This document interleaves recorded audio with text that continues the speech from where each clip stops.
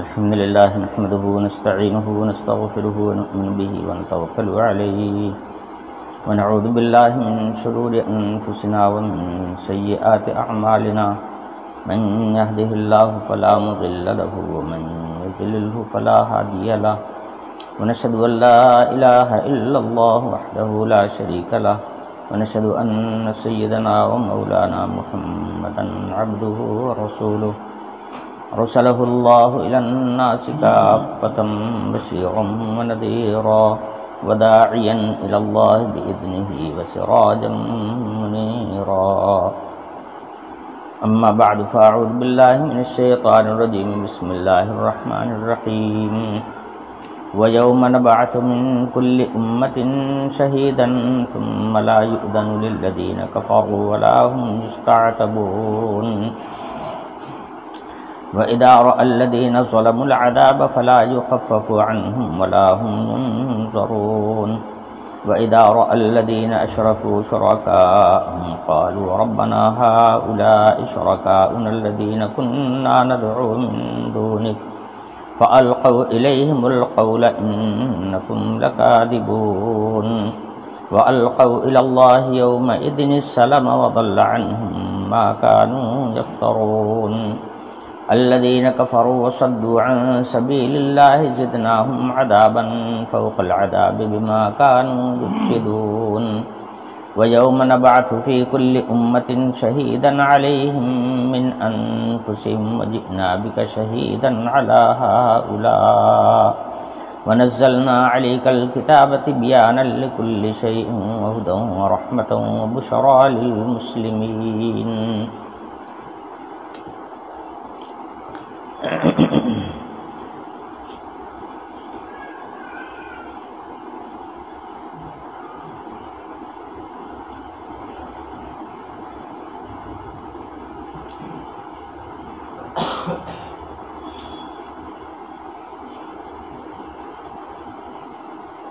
پچھلی آیات میں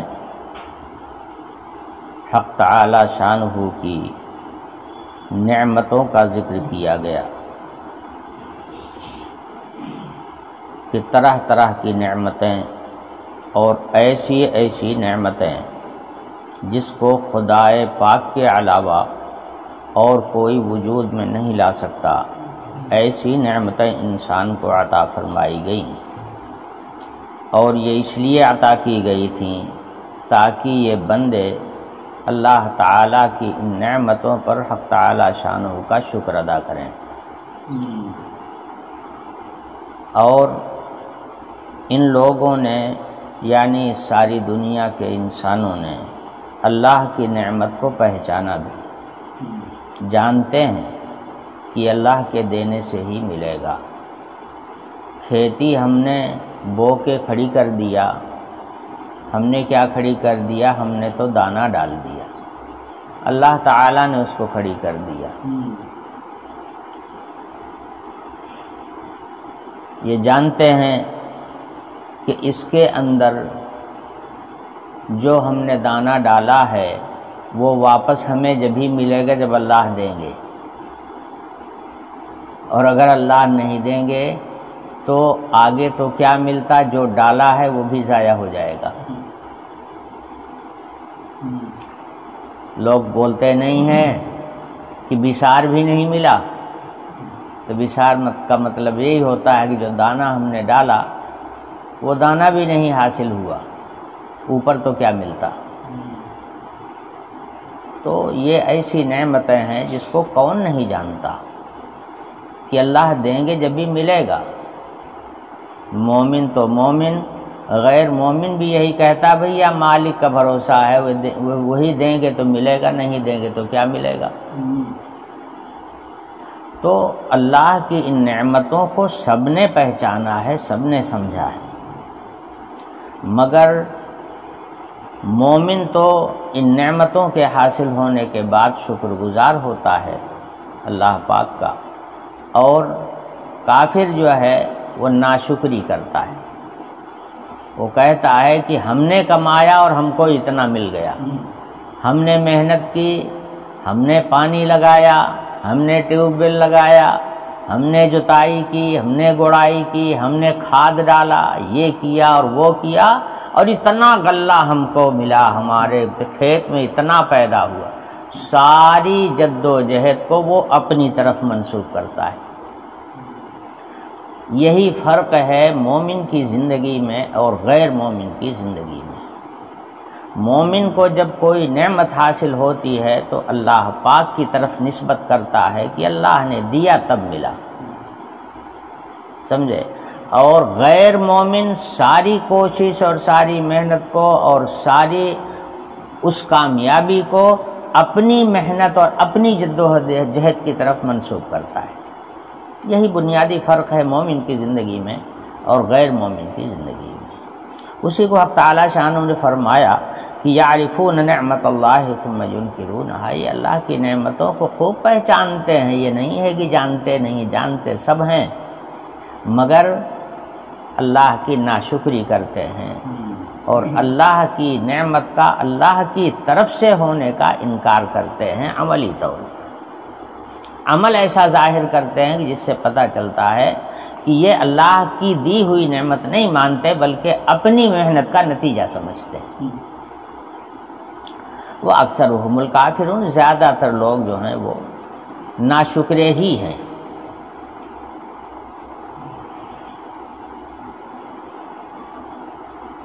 آگے فرمایا جا رہا ہے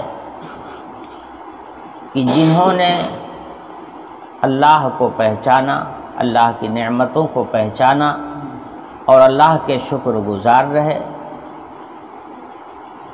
ان کو اس کا مزید اجر حق تعالی شانہ ایک دن عطا فرمائیں گے۔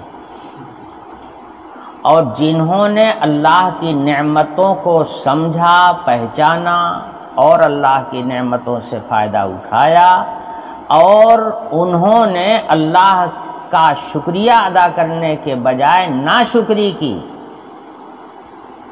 اللہ کی نعمت قرار دینے کے بجائے انہوں نے اپنی محنت کا نتیجہ سمجھا اور عبادت کی انہوں نے غیر اللہ کی۔ اللہ کی ان ساری نعمتوں کا تقاضا یہ ہے کہ معبود صرف انہی کو سمجھا جائے۔ جب وہی ہیں نعمت کے دینے والے، وہی ہیں پیدا کرنے والے اور وہی ہیں سب کچھ دینے والے، تو عبادت کسی اور کی بھلا کیسے جائز ہو جائے گی؟ عبادت ہو تو انہی کی ہو، سر جھکے تو انہی کے سامنے جھکے، اگر آقا اور مولا سمجھے تو انہی کو سمجھے، کسی اور کو آقا اگر بنایا گیا تو وہ تو اسی جیسا ہے، مخلوق ہے۔ یہ اتنی بڑی ناشکری ہے، بلکہ یوں کہہ لیجئے کہ کھلی ہوئی بغاوت ہے۔ تو ایسے لوگ سزا کے بھی مستحق ہیں۔ نعمتیں فائدہ تو اٹھاویں اللہ کی نعمتوں سے اور عبادت کریں اللہ کو چھوڑ کر غیروں کی، اللہ کی مخلوق کے سامنے سر جھکاویں، اللہ کی مخلوق کی عبادت کریں۔ یہ عمل ایسا ہے کہ جو بخشے جانے کے لائق نہیں، اس لیے لازمی طور پر ایسا دن ہونا چاہیے کہ جس میں ان کو ان کے کردار کی پوری سزا ملے۔ وہی دن ہے یوم البعث۔ انسان کی یہ زندگی ایک موڑ پر پہنچ کر ختم ہو جائے گی، پھر عالم برزخ میں چلا جائے گا، ہڈیاں، گوشت، پوست سب الگ ہو جائیں گے، جسم کا ریزہ مٹی ہو جائے گا۔ اس کے بعد ایک وقت وہ بھی آئے گا جب حق تعالی شانہ اپنی اس قدرت کاملہ کا دوبارہ پھر اظہار فرمائیں گے کہ میں نے ہی پہلی مرتبہ بھی پیدا کیا تھا، دوبارہ میں پھر پیدا کر رہا ہوں، دیکھ لو میری قدرت کو، دوبارہ پھر پیدا کریں گے۔ یہ جو اس عالم دنیا کے ختم ہونے کے بعد دوسرا عالم سامنے آئے گا، عالم آخرت کا، یہ دن یوم الجزا اس کو کہا گیا ہے، اسی کو یوم الدین کہا گیا ہے۔ دنیا میں جن مقاصد کے لیے اللہ پاک نے پیدا کیا تھا، کس نے اس مقصد کو پورا کیا ہے اور کس نے اس مقصد کو فراموش کیا ہے، دونوں کو حشر کے میدان میں سامنے لایا جائے گا۔ جنہوں نے مقصد کو پورا کیا ہوگا انہیں انعام ملے گا، اور جنہوں نے مقصد کو فراموش کیا ہوگا اور اپنے پیدا کرنے والے کو ہی بھلا دیا ہوگا ان کو اس کی سزا بھی ملے گی۔ یہی دن جو ہے یہ یوم البعث ہے، جس کو ان آیات میں ذکر کیا جا رہا ہے کہ معاملہ اسی دنیا میں ختم ہو جانے والا نہیں ہے، بلکہ انسان کو پیدا کیا گیا ہے، مکلف بنایا گیا ہے، اختیارات کی دولت سے مالا مال کیا گیا ہے۔ کل حشر کے میدان میں اس سے باز پرس بھی ہوگی۔ جس مقصد کے لیے ہم نے تم کو دنیا میں بھیجا تھا اس مقصد کو کس نے پورا کیا اور کس نے پورا نہیں کیا۔ جس نے پورا کیا وہ انعام لے، اور جس نے پورا نہیں کیا وہ سزا بھگتنے کے لیے تیار ہو جائے۔ یہی ہے یوم البعث۔ اسی کو اس آیت میں بیان کیا جا رہا ہے، وَيَوْمَ نَبْعَثُ مِنْ كُلِّ أُمَّةٍ شَهِيدًا۔ وہ وقت یاد کرنے کے قابل ہے جب ہم دوبارہ اٹھائیں گے لوگوں کو، اور ہر امت، ہر فرقہ اور ہر دور کے لوگوں کو حشر کے میدان میں سامنے لایا جائے گا، اور پھر ان پر گواہیاں پیش ہوں گی۔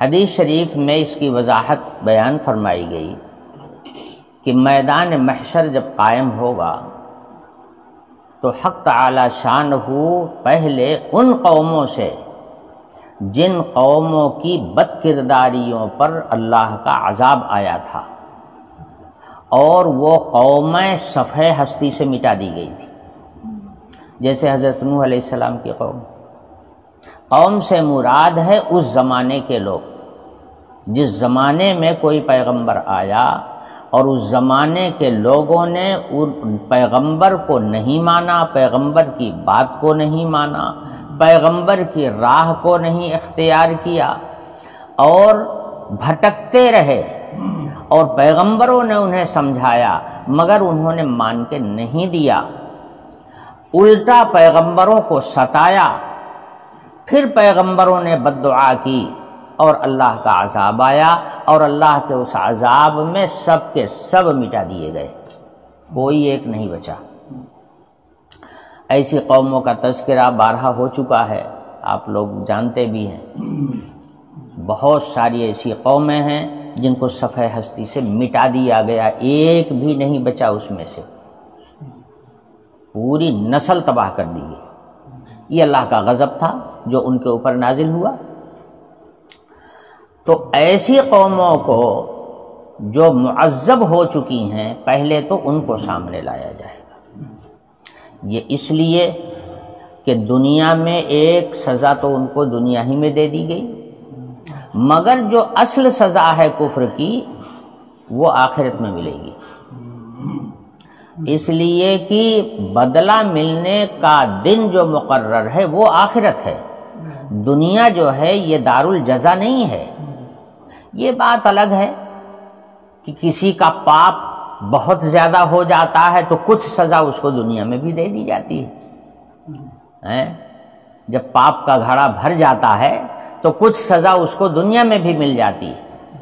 اسی طرح سے نیکی کرنے والوں کی اصل جو ثواب ہے وہ تو آخرت میں ملنے والا ہے، لیکن جو لوگ نیکوکار ہوتے ہیں اور نیکیاں ان کی بہت کافی ہوتی ہیں تو کچھ بدلہ ان کی نیکیوں کا دنیا میں بھی دے دیا جاتا ہے۔ وہ ایک نمونہ ہوتا ہے کہ جیسے اللہ یہاں دے رہا ہے وہاں بھی انشاءاللہ اچھا بدلہ ملے گا۔ تو جیسے نیکی کرنے والوں کی بعض نیکیاں ایسی ہیں جن کا بدلہ دنیا میں ہی دے دیا جاتا ہے اور اصل بدلہ تو آخرت میں ملے گا، ایسے ہی کافروں کی اصل سزا تو آخرت میں ہونی ہے، مگر کچھ سزائیں کبھی کبھی دنیا میں بھی دے دی گئی ہیں، مگر چونکہ حق تعالی شانہ بہت بڑے ہیں اس لیے ان کی بھیجی ہوئی معمولی سزا بھی آدمی کی ہلاکت کے لیے کافی ہو جاتی ہے۔ ان کی جانب سے تو سزا ہلکی دی جاتی ہے، مگر یہ انسان اس سزا کو برداشت نہیں کر پاتا، اس کی برداشت سے باہر ہوتا ہے۔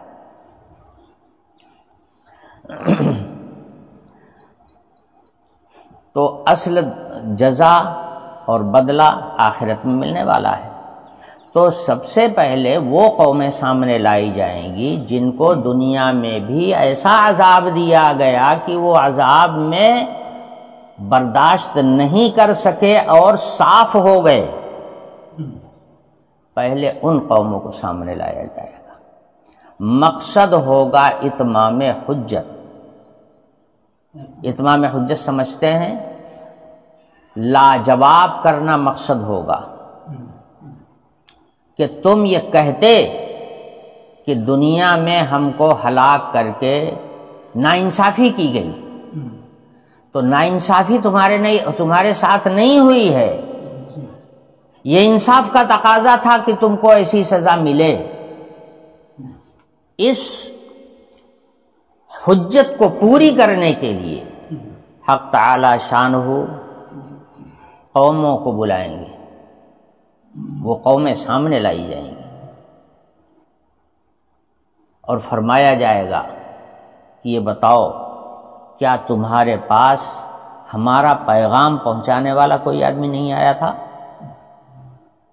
ہم نے تو ہر رسول کو کتاب دے کر کے بھیجا تھا، اور ہماری کتاب ہمارا پیغام ہوتی، تو ہمارا پیغام تمہارے پاس پہنچا تھا کہ نہیں پہنچا تھا؟ تم میرے بندے ہو اور میں تمہارا خالق و مالک ہوں، اور پھر میرے احکام تمہارے لیے ہیں، تو وہ احکام وہی میرا پیغام ہو، میرا پیغام تم لوگوں تک پہنچا تھا کہ نہیں پہنچا تھا؟ الم یاتکم نذیر، کیا تمہارے پاس کوئی ڈرانے والا اور آخرت کی خوشخبری دینے والا کیا نہیں آیا؟ تو یہ قومیں صاف جواب دے جائیں گی، ما جاءنا من بشیر ولا نذیر، رب العالمین ہمارے پاس کوئی نہیں آیا، نہ کوئی سمجھانے والا آیا، نہ کوئی بتانے والا آیا، نہ جنت کی بشارت دینے والا آیا اور نہ جہنم سے ڈرانے والا آیا، نہ آپ کے عذاب کی خبر دینے والا آیا، نہ آپ کی اس پکڑ سے بچنے کا راستہ بتانے والا آیا، کوئی ہمارے پاس نہیں آیا۔ یہ ہوگا جواب۔ تو حق تعالی شانہ فرمائے کہ تمہارے یہاں قرآن کا درس ہو رہا تھا کہ نہیں؟ کتنے تھے، کیوں نہیں گئے تم سننے کے لیے؟ میرا پیغام ہی تو بیان کیا جا رہا تھا، وہی تو میرا پیغام ہے، آخر تم سننے کے لیے کیوں نہیں گئے؟ تم نے کیوں نہیں اس کو معلوم کرنے کی کوشش کیا؟ ایک کھیل ہونے لگے تو ہزاروں کی بھیڑ اکٹھا ہو جائے دیکھنے کے لیے، اور اس کے لیے کبھی فکر نہیں ہوتی کہ چل کر کے دیکھ تو آویں کہ وہاں کیا ہوتا ہے۔ کہتے وہ تو سب معلوم ہے، وہ تو بغیر معلوم کیے ہوئے سب معلوم ہے، سب جانتے ہیں۔ ارے کہا بتائی ہیں، یہ نماز روزہ بتائی ہیں، اور کہا بتائی ہیں تو جنبے کری تھا۔ بہرحال میں عرض کر رہا تھا کہ ان قوموں سے جن پر عذاب آیا تھا پہلے وہ لائی جائیں گی، اور اس کے بعد ان سے سوال ہوگا کیا تمہارے پاس کوئی رہنما نہیں آیا؟ کہیں گے ہمارے پاس کوئی نہیں آیا۔ تو حق تعالی شانہ اس زمانے کے انبیاء علیہ السلام کو بلوائیں گے، وہ پیش ہوں میرے دربار میں۔ اب وہ بڑے بڑے پیغمبر، بڑے بڑے اللہ کے رسول جنہوں نے پوری زندگی اپنی کھپا دیا تھا اسی کام میں، وہ سامنے آئیں گے۔ حق تعالی شانہ فرمائیں گے کہ کیوں نوح، کیوں ہود، اے صالح کیا تم لوگوں نے میرا پیغام ان میرے بندوں کو نہیں پہنچایا تھا؟ کہیں گے رب العالمین میں نے آپ کا ایک پیغام بھی اپنے پاس بچا کے نہیں رکھا، جو آپ کا پیغام میرے پاس آیا میں نے ان تک پہنچایا۔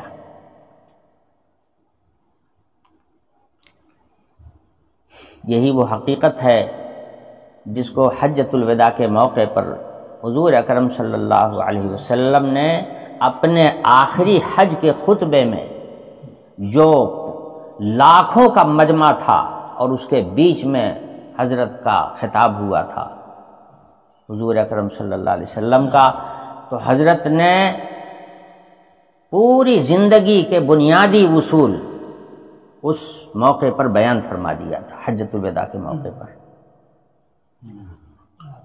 جب بیان ہو چکا تو اس کے بعد حضور نے سب لوگوں سے ایک سوال کیا، یہ بتاؤ اللہ نے جو پیغام میرے پاس بھیجا تھا میں نے وہ پیغام تم تک پہنچا دیا کہ نہیں پہنچا دیا؟ تو سب لوگوں نے ایک زبان ہو کر کے کہا یا رسول اللہ آپ نے اللہ کا پیغام ہم کو پہنچا دیا۔ حضور نے فرمایا کچھ باقی تو نہیں رکھا میں نے؟ کہا نہیں کچھ باقی نہیں، آپ نے بلغتا وادیتا، آپ نے ہمارا حق ادا کر دیا اور آپ نے اللہ کا سارا پیغام مجھ کو پہنچا دیا۔ تو حضور نے اس وقت فرمایا تم لوگ گواہ رہنا اس بات پر کہ میں نے اللہ کا پیغام تمہارے تک پہنچا دیا ہے۔ کل حق تعالی شانہ قیامت کے بعد ہم سے باز پرس کریں گے، پوچھیں گے، تو تم لوگ گواہ رہنا کہ میں نے اللہ کا پیغام تم تک پہنچا دیا ہے۔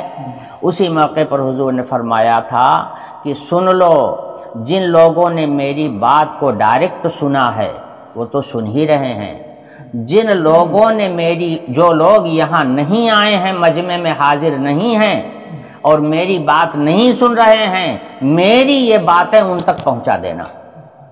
فَلْيُبَلِّغُ الشَّاهِدُ الْغَائِبَ، جو لوگ آئے ہیں وہ ان لوگوں تک میرا پیغام پہنچا دے جو نہیں آئے۔ اسی لیے حضور نے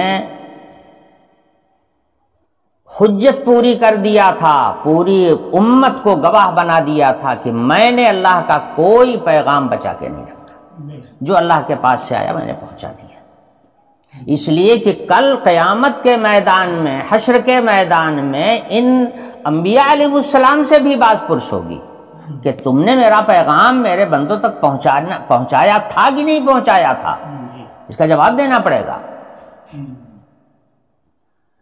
تو حدیث شریف میں فرمایا گیا کہ پوری قومیں جو ہیں، جو کافر تھے، جنہوں نے نبی کے زمانے میں بھی کفر کیا اور نبی کے چلے جانے کے بعد نائب رسول جو تھے انہوں نے اس سلسلے کو جاری رکھا، اللہ کا پیغام پہنچانے کی فکر کرتے رہے اور دنیا میں اللہ کا پیغام پہنچاتے رہے، ان کے زمانے میں ان کی بھی نہیں سنا۔ حضرت امام راضی رحمۃ اللہ علیہ فرماتے ہیں کہ صرف انبیاء ہی نہیں گواہی کے لیے بلائے جائیں گے، بلکہ ہر قرن کے، ہر زمانے کے صلحائے امت، سمجھے، اور امت کا درد رکھنے والے لوگ، ایسے لوگ بلائے جائیں گے اور وہ اپنے اپنے زمانے کے لوگوں کے کفر و شرک پر گواہی دیں گے کہ ان کے پاس ہم نے پیغام پہنچایا تھا مگر انہوں نے اس کو قبول نہیں کیا، یہ اپنے کفر اور شرک پر اڑے رہے۔ ایسے ایسے لوگ جن کا پیغام غیر مسلموں تک پہنچ رہا ہے، یہ لوگ بھی گواہی کے لیے بلائے جائیں گے اور سب گواہی دیں گے۔ تو صرف انبیاء ہی تک بات نہیں رہے گی، ہر زمانے کے جو ذمہ دار اہل علم اور اہل تقوی اور دین کی اشاعت کرنے والے لوگ ہیں وہ بھی بلائے جائیں گے اور وہ بھی گواہی دیں گے۔ تو انبیاء علیہ السلام کہیں گے کہ رب العالمین ہم نے آپ کا کوئی پیغام چھپا کے نہیں رکھا، سب ان کو پہنچا دیا۔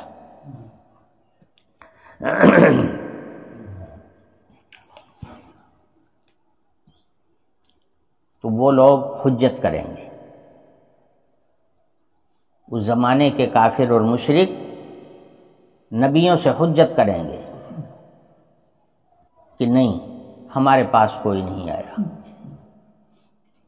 تو حق تعالی شانہ انبیاء علیہ السلام سے فرمائیں گے کہ آپ کہہ رہے ہو کہ ہم نے پیغام پہنچا دیا اور یہ انکار کر رہے ہیں، گواہی پیش کرو۔ یہی دستور ہے، نرا دعویٰ قابل قبول نہیں ہوتا جب تک کہ وہ گواہی سے مبرہن نہ ہو جائے، تو گواہی پیش کرو۔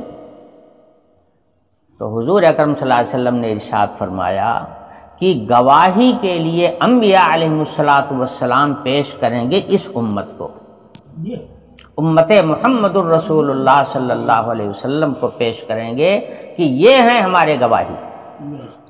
تو اس پر وہ جرح کریں گے کہ یہ لوگ جو گواہی دے رہے ہیں یہ تو بہت بعد میں آئے ہیں، ہمارا زمانہ تو بہت پہلے کا ہے، اور محمد الرسول اللہ اور ان کی امت کا زمانہ تو بہت بعد کا ہے۔ جب ہمارے زمانے میں تھے نہیں تو ہماری بات کی گواہی کیسے دیں گے؟ ان کی گواہی قابل قبول نہیں ہونی چاہیے، رد کر دی جانی چاہیے۔ اس پر وہ جرح کریں گے۔ تو حق تعالی شانہ جناب رسول اللہ صلی اللہ علیہ وسلم کو بلائیں گے، امت سے پوچھیں گے کہ تم کو کیسے معلوم ہوا جو تم گواہی دے رہے ہو؟ تو کہیں گے ہمارے پاس آپ کے آخری پیغمبر محمد الرسول اللہ صلی اللہ علیہ وسلم آئے تھے اور آپ کی کتاب ان کو ملی تھی، آپ کی کتاب لے کے آئے تھے، اس کتاب میں ہر چیز کا بیان تھا، فیہ تبیان لکل شیء، اس میں ہر چیز کا بیان تھا، اولین اور آخرین کے سارے احوال ذکر کیے گئے تھے۔ تو حقیقت میں وہ محمد کی بتائی ہوئی بات نہیں تھی، فی الحقیقت تو وہ آپ کی بتائی ہوئی بات تھی، اور آپ عالم الغیب والشہادہ۔ یہی وہ مناظر ہیں جن کو ان آیتوں میں بیان کیا گیا ہے۔ فرماتے ہیں وہ وقت یاد کرو جب ہم اٹھائیں گے ہر امت میں سے گواہوں کو، اور وہ گواہ اس زمانے کے رسول اور صلحائے امت ہوں گے۔ ثم لا یؤذن للذین کفروا، اس وقت تو ہر کافر ایمان لانا چاہے گا اور اللہ کو راضی کرنے کی کوشش کرے گا، اس لیے کہ عذاب کو دیکھ رہا ہوگا اپنی آنکھوں سے، لیکن اس وقت کافروں کو نہ تو توبہ کی اجازت ہوگی اور نہ ان سے طلب رضا مقصود ہوگی، کچھ بھی نہیں۔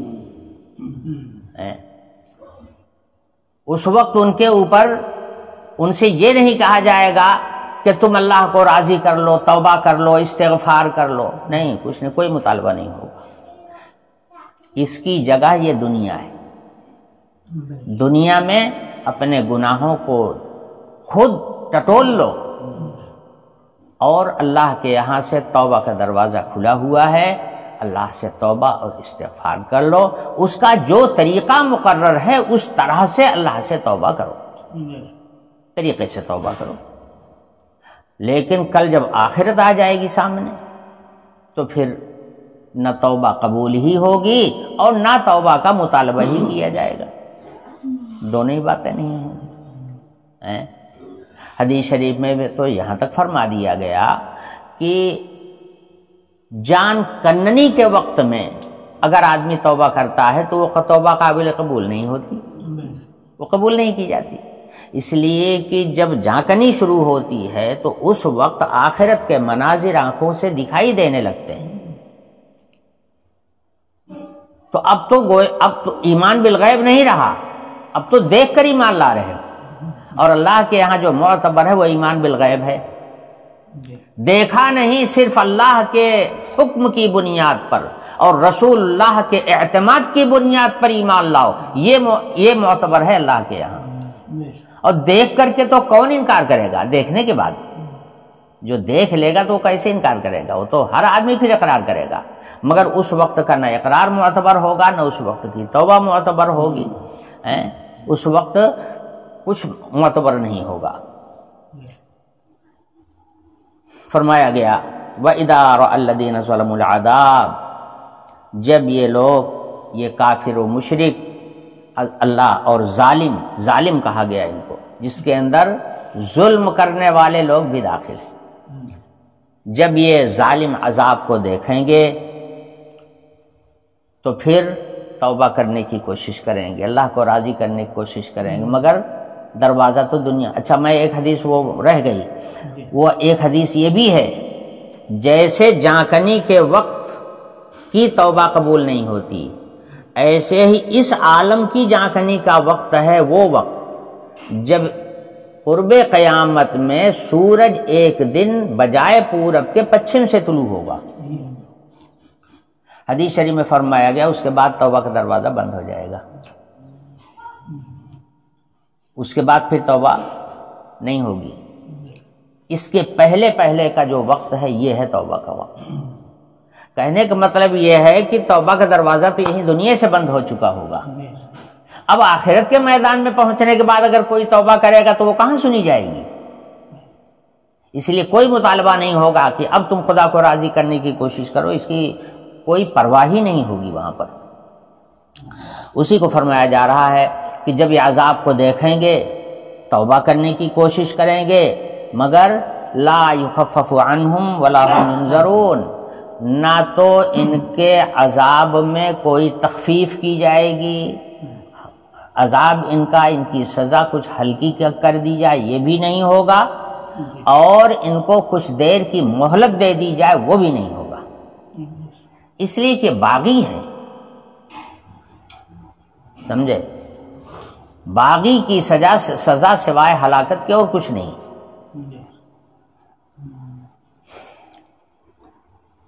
اس کے بعد چونکہ اولین و آخرین کا مجمع ہوگا تو وہاں پر جہاں یہ غیر اللہ کے سامنے ڈنڈوت کرنے والے ہوں گے، جن کے سامنے ڈنڈوت ہو رہی تھی وہ بھی موجود ہوں گے، جب ان کی نظر اپنے ان معبودوں پر پڑے گی جن کو یہ دنیا میں پوجا کرتے تھے تو یہ مارے غصے کے کہیں گے یہی ہیں ہم کو برباد کرنے والے، رب العالمین یہی ہیں ہم کو پھنسانے والے، یہی لوگ ہیں، انہی کے جال میں پھنس کر کے ہم نے آپ کا راستہ چھوڑ کر کے ان کا راستہ پکڑ لیا تھا، یہ ہیں اصل مجرم۔ یہ گویا ہمارا جرم اصلی نہیں ہے، اصل جرم ان کا ہے کہ انہوں نے ہم کو بھٹکایا تھا۔ اسی کو فرمایا گیا قالوا ربنا هؤلاء شركاؤنا الذين كنا ندعو من دونك، یہی ہیں وہ لوگ جن کو ہم آپ کو چھوڑ کر کے پکارا کرتے تھے اپنی حوائج میں، اپنی ضروریات میں، اور انہی کے نام کی جے بولا کرتے تھے، جے جیکار کیا کرتے تھے۔ فَأَلْقَوْا إِلَيْهِمُ الْقَوْلَ إِنَّكُمْ لَكَاذِبُونَ، جب ادھر سے دعویٰ ہوگا کہ یہ ہیں ہم کو گمراہ کرنے والے، تو جن کی عبادت کیا تھا وہ صاف جواب دے جائیں گے ہم نے کب کہا تھا تم کو کہ ہم کو پوجو؟ وہ صاف کہیں گے پروردگار یہ جھوٹے ہیں، ہم نے ان کو نہیں بھٹکایا تھا۔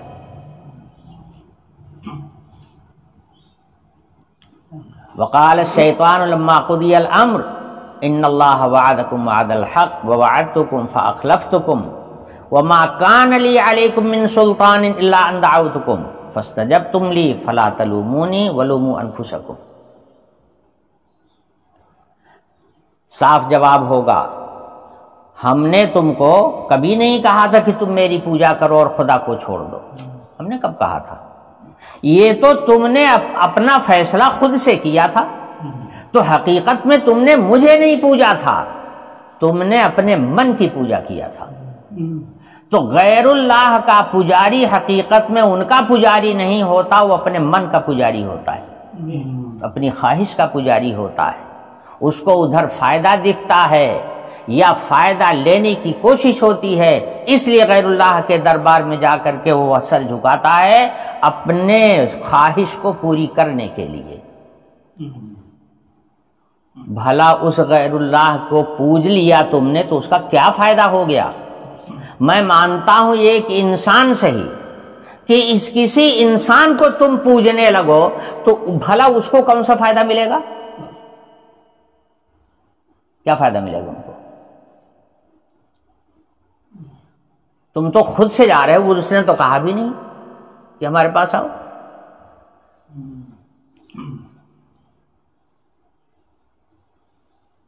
تو یہ لوگ بات کو ڈالیں گے ان کی طرف اور کہیں گے انکم لکاذبون، تم لوگ جھوٹے ہو، ہم نے تم کو کبھی نہیں کہا تھا کہ اللہ کو چھوڑ کر میری عبادت کرو، تم نے اپنی خواہش کی پوجا کیا تھا، خواہش کی عبادت کی تھی، وہ تم اپنی خواہش تم جانو اور تمہاری خواہش، ہم اس کے ذمہ دار نہیں۔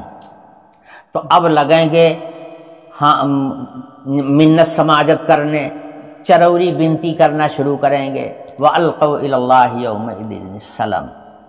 اب سلامتی کی بات، صلح صفائی کی بات کرنے کی کوشش کریں گے کہ کسی طرح میری بات بھی مان لی جائے اور آج کی پکڑ سے میں بچ جاؤں، مگر قرآن کہتا ہے ضل عنہم ما کانوا یفترون، جو آج تو بدلے کا دن ہے، آج معافی تلافی کا دن تھوڑے ہے، معافی تلافی کا جو وقت ملا تھا اس کو تو تم نے گنوا دیا، اب کہاں معافی تلافی ہے؟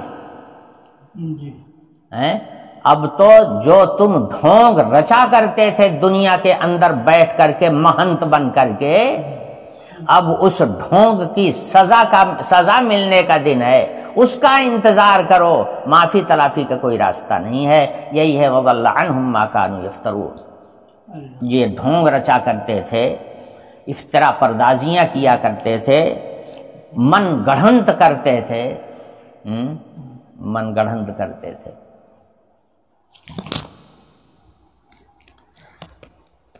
ہمارے ملا جی کہتے ہیں ان غیر مسلموں کی عبادت اور پوجا پر، کہتے ہیں یہ سب ان کا پکھنڈ ہے، ان کا دین دھرم نہیں ہے، یہ دین دھرم نہیں ہے ان کا یہ سب پکھنڈ ہے۔ تو واقعہ یہی ہے، وہی ہے وَضَلَّ عَنْهُمْ مَا كَانُوا يَفْتَرُونَ الَّذِينَ كَفَرُوا وَصَدُّوا عَنْ سَبِيلِ اللَّهِ زِدْنَاهُمْ عَذَابًا فَوْقَ الْعَذَابِ۔ کافروں میں بہت بڑا طبقہ ان لوگوں کا ہے جو خود بھی کفر کرتے ہیں اور لوگوں کو راہ راست پر آنے سے روکتے ہیں، ایسی ایسی تدبیریں کرتے ہیں کہ کہیں ایسا نہ ہو کہ یہ لوگ اسلام میں چلے جائیں، اسلام میں جانے سے روکنے کے لیے طرح طرح کے جال ڈالے جاتے ہیں، سمجھے؟ ہندوستان میں جب سے مشرکوں کی مضبوط حکومت ہو گئی، ہمیشہ یہ اس فکر میں رہتے ہیں کہ مسلمانوں کو دنیا کے سامنے ذلیل کر کے پیش کرو، نیچا بنا کر کے پیش کرو، ان کو خراب سے خراب بنا کر کے پیش کرو، تاکہ غیر مسلموں کے دل میں کہیں اسلام کی عظمت نہ بیٹھ جائے۔ اگر اسلام کی عظمت بیٹھ گئی تو یہ سب کے سب اسلام کی طرف چلے جائیں گے، سمجھے؟ میں تو کہتا ہوں کہ یہ ان کا مقدر بیچاروں کا خراب ہے، خود بھی کافر ہیں، دوسروں کو بھی کافر بنائے رکھنے کی تدبیر میں لگے رہتے ہیں، مگر جن کے جو خوش قسمت لوگ ہیں حق تعالی شانہ اس ماحول میں بھی ان کے لیے اسلام کا دروازہ کھولے ہوئے، آئے دن ایسے لوگ ہیں جو اسلام میں آ رہے ہیں، جب وہ دیکھتے ہیں کہ مسلمانوں پر ظلم کیوں کیا جا رہا ہے اتنا اور اس کا جائزہ لیتے ہیں تو کہتے ہیں سب ہتھیار ہیں، مسلمانوں کے خلاف کارروائی کرنے والے ہتھیار ہیں، ظالم ہیں، اور یہ غلط ان کی حرکت ہے۔ مسلمان کوئی جرم نہیں کر رہا ہے، مسلمان کسی کو ستا نہیں رہا ہے، مسلمان تو دوسروں کی خدمت کرتا ہے، مسلمان کسی سے کچھ لیتا دیتا نہیں ہے، خود کماتا ہے، خود بھی کھاتا ہے، دوسروں کو بھی کھلاتا ہے، اپنی ضرورت بھی پوری کرتا ہے، دوسروں کی خدمت کر کے ان کی ضرورت بھی پوری کرتا ہے۔ یہ دل گردہ اللہ نے صرف مسلمان کو دیا ہے، اسی کرونا کے زمانے میں دنیا نے دیکھ لیا، غیر مسلموں نے اپنے مردوں کو چھوڑ دیا، اس کے قریب بھی نہیں گئے.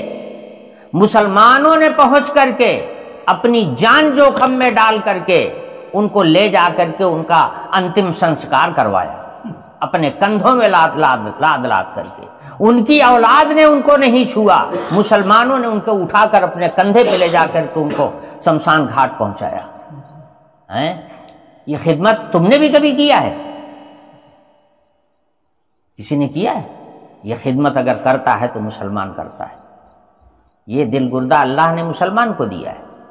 مسلمان کا ایمان ہے اللہ کی ذات پر. وہ جانتا ہے بیماری دے گا تو اللہ دے گا، اور بیماری دے جس کو دینا چاہے گا اس کو کوئی روک نہیں سکتا، اور جسے دینا نہیں چاہے گا اس کو کوئی بیمار کر نہیں سکتا. اس لیے وہ کسی چیز سے پرہیز نہیں کرتا.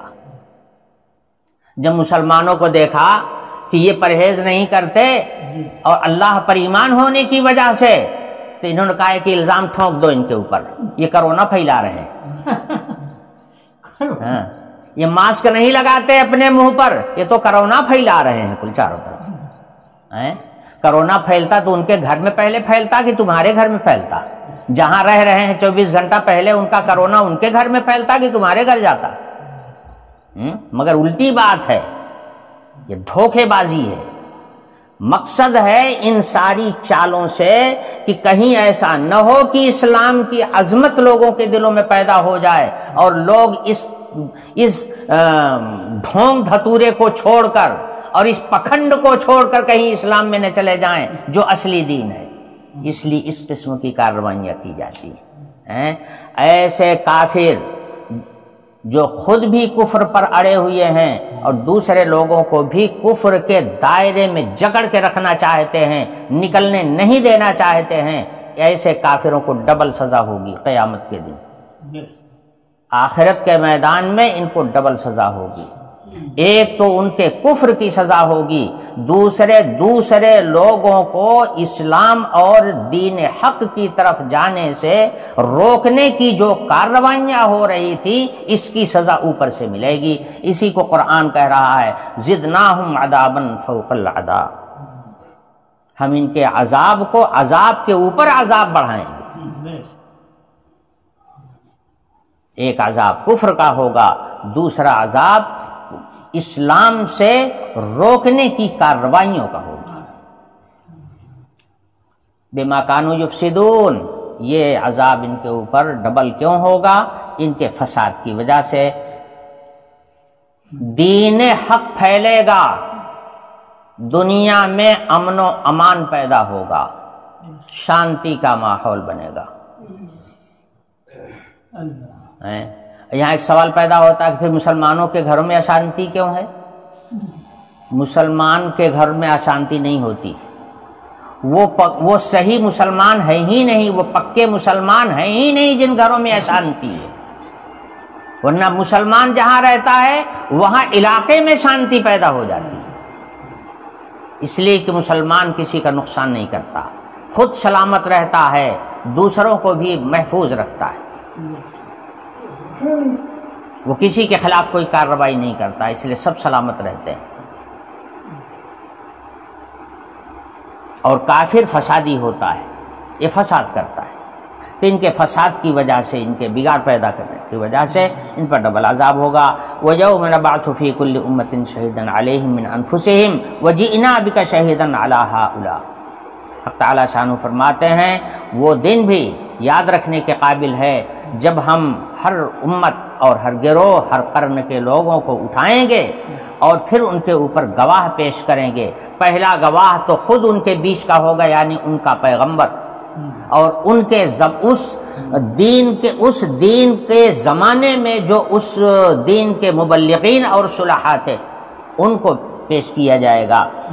اور اس کے بعد وَجِئْنَا بِكَ شَهِيدًا عَلَى هَؤُلَاءِ، ان گواہی دینے والوں کے اوپر ان کی سچائی کی گواہی دینے کے لیے ہم آپ کو لائیں گے. حق تعالیٰ شانہ خود فرما رہے ہیں، یعنی جناب محمد الرسول اللہ صلی اللہ علیہ وسلم ان گواہوں کی تصدیق کرنے کے لیے لائے جائیں گے اور تصدیق فرمائیں گے کہ انبیاء علیہ الصلوۃ والسلام جو کہہ رہے ہیں وہ صحیح کہہ رہے ہیں، حق ہے. پوچھا جائے گا کہاں سے معلوم ہوا؟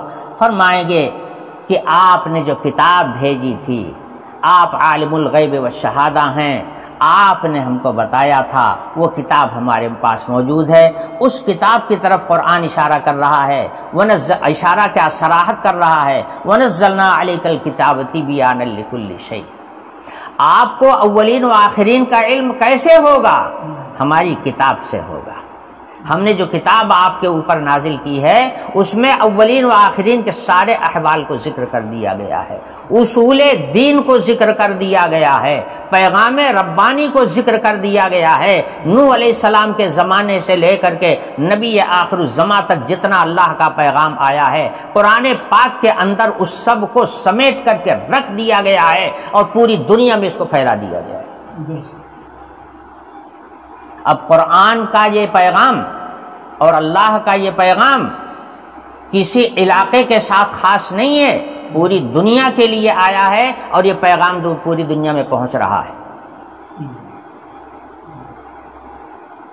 یہ آیتیں اور یہ مضامین جو میں بیان کر رہا ہوں یہ بھی یوٹیوب پر آ رہا ہے، پوری دنیا کے سامنے آ رہا ہے، جس کا جی چاہے سن لے اور نہیں سننا چاہتا کان بند رکھے۔ ذمہ دار وہ ہوگا، ہماری آواز پوری دنیا میں جا رہی ہے۔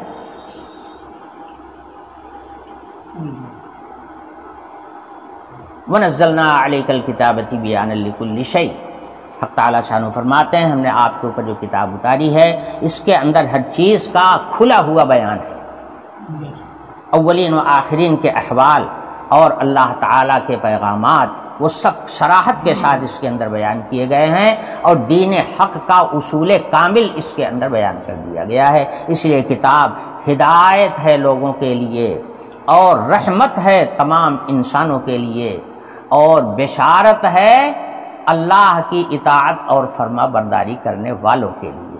اللہ تعالی ہم لوگوں کو اپنا فرما بردار بندہ بنائیں اور اپنے فرما برداروں میں شامل فرمائیں۔ وآخر دعوانا الحمدللہ رب العالمین۔